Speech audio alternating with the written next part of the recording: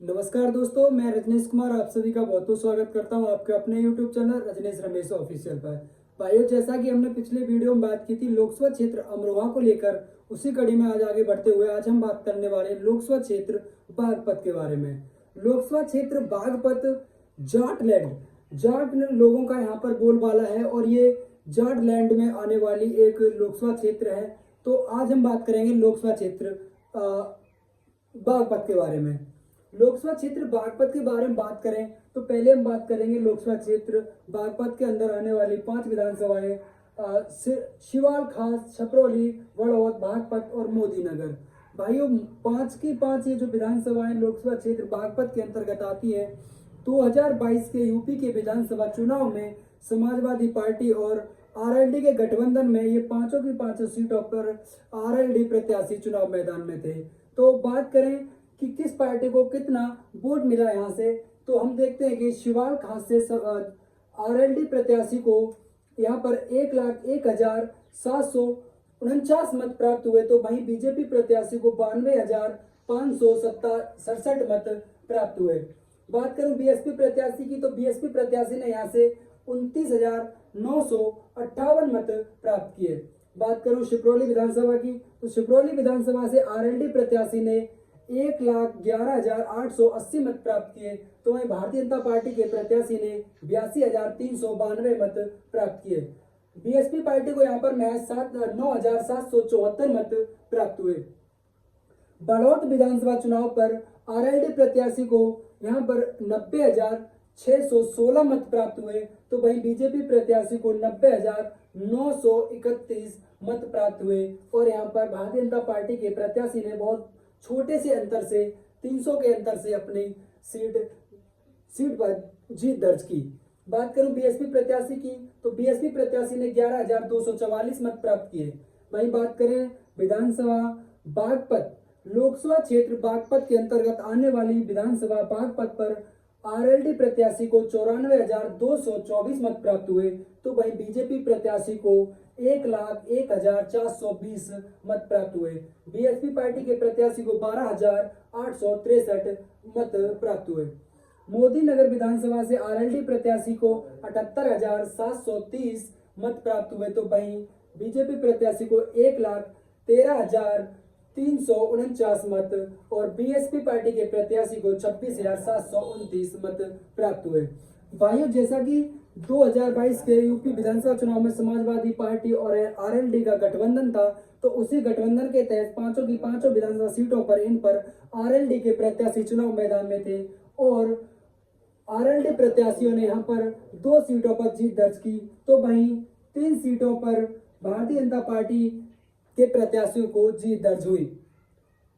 अब बात करें कि 2024 के लोकसभा चुनाव में आरएलडी समाजवादी पार्टी का साथ छोड़कर भारतीय जनता पार्टी के साथ अलायंस में है, यानी कि एनडीए गठबंधन का हिस्सा हो चुकी है। तो यहाँ से आरएलडी पार्टी ने बागपत लोकसभा क्षेत्र से भारतीय जनता पार्टी के साथ गठबंधन करने के बाद अपना प्रत्याशी राजकुमार सांगवान जी आरएलडी पार्टी के सिंबल पर यहाँ से एनडीए प्रत्याशी हैं। तो वहीं इंडिया अलायंस से समाजवादी पार्टी के प्रत्याशी हैं अमरपाल शर्मा, जो कि यहाँ पर पहले मनोज चौधरी को टिकट दिया गया था, लेकिन उनका टिकट काटकर यहाँ पर अमरपाल शर्मा को समाजवादी पार्टी ने इंडिया अलायंस के तहत अपना प्रत्याशी बनाया है। वहीं बात करें बीएसपी पार्टी की, तो बीएसपी पार्टी यहाँ से प्रवीण बंसल को अपना प्रत्याशी घोषित किया है। अब बात करूं मैं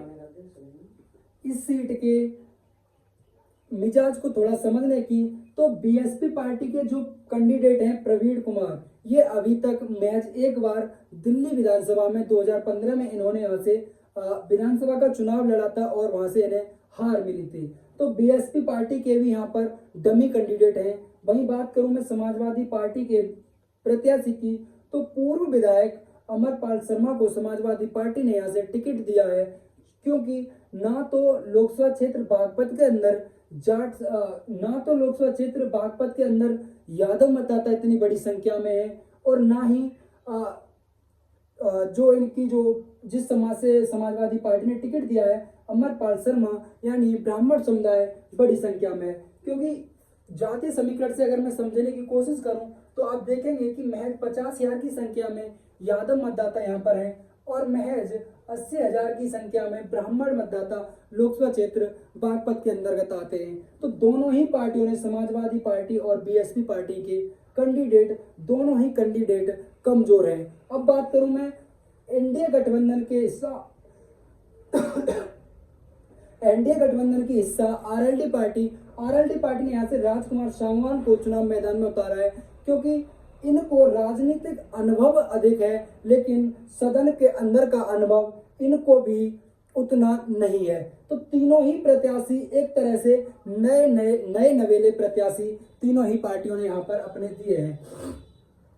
अब बात करूं मैं यहाँ के जातीय समीकरण की, क्योंकि लोकसभा क्षेत्र बागपत एक जाटों के बाहुल लोकसभा है, तो यहाँ पर जाट मतदाताओं की संख्या जो है वो 4.5 लाख के आसपास है। 4.5 लाख मतदाता यहाँ पर जाट समुदाय से हैं, तो वहीं एक बड़ा नंबर मुस्लिम समुदाय का है जिनकी संख्या 3 लाख के आसपास है।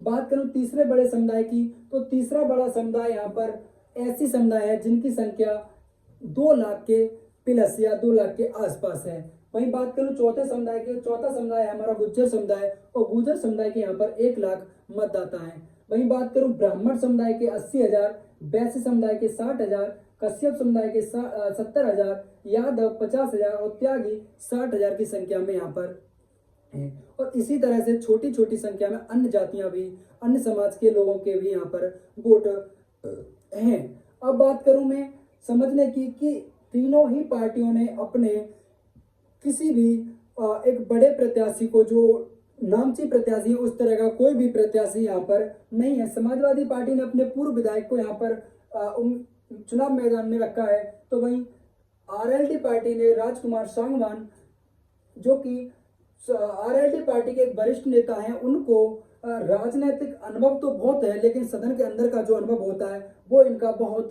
कम है। प्रवीण बंसल जी भी उसी तरह से बीएसपी पार्टी के एक डमी कैंडिडेट हैं, इनसे यहाँ पर कोई भी ज्यादा बड़ा फर्क पड़ने वाला नहीं है। अब बात करें, यहाँ से हम समझने की कोशिश करें कि जो 2022 के विधानसभा चुनाव जब हुए थे यूपी में, तो हमने देखा था कि पांचों की पांचों विधानसभाओं पर आरएलडी पार्टी चुनाव मैदान में थी, और इन पांचों ही की पांचों सीटें पर जो बीजेपी प्रत्याशियों ने वोट अर्जित किया वो है 4,80,639। इन पांचों की पांचों विधानसभा पर जो बीजेपी प्रत्याशियों ने वोट अर्जित किया वो है 4,80,639। और वहीं इन पांचों विधानसभाओं पर जो आरएलडी पार्टी ने अपना वोट अर्जित किया वो है 4,77,199। अब इन दोनों ही पार्टियों का पेचअप हो गया है। आरएलडी पार्टी अब भारतीय जनता पार्टी के साथ है, तो इनका वोट बैंक यहाँ पर एक बहुत बड़े नंबर में आ गया है, क्योंकि बीएसपी पार्टी को महज यहाँ पर 90,568 मत प्राप्त हुए थे। तो आरएलडी पार्टी के बीजेपी के साथ जाने से यहाँ पर एक बहुत बड़ा नंबर बन गया है, और उसका फायदा यहाँ पर आरएलडी को होने वाला है, क्योंकि यहाँ से ना तो समाजवादी पार्टी ने और ना ही बीएसपी पार्टी ने किसी मजबूत अपने कैंडिडेट को रखा है। क्योंकि अमरपाल शर्मा जो कि समाजवादी पार्टी के कैंडिडेट हैं, यहाँ पर महज उनके 80,000 समाज के लोग हैं, क्योंकि यूपी के चुनाव में, यूपी का कोई भी चुनाव हो, जाति बहुत बड़ा फैक्टर रहती है, और उसी जाति से अगर हम समझने की कोशिश करें तो इनके पास महज 80,000 अपने समुदाय के लोग हैं। वहीं बात की जाए यादव समुदाय की, तो यादव समुदाय यहाँ पर 50,000 की संख्या में है, जो कि पार्टी के लिए वोट करने वाला है। अब समाजवादी पार्टी का एक बड़ा कोर वोट बैंक होता है, और वो कोर वोट बैंक है मुस्लिम समुदाय, और मुस्लिम समुदाय का यहाँ पर एक बहुत बड़ा नंबर है।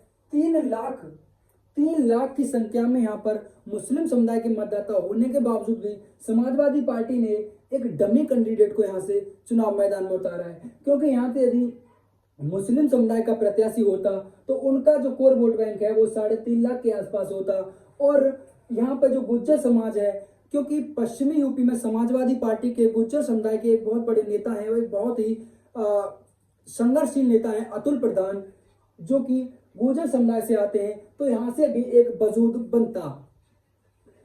मुस्लिम समुदाय से यदि वो अपना प्रत्याशी रखते तब भी उनका वजूद बनता, या 1 लाख की संख्या के आसपास यहाँ पर गुर्जर मतदाता हैं, यहाँ से वो कैंडिडेट लेते तो भी उनका यहाँ पर वजूद बनता।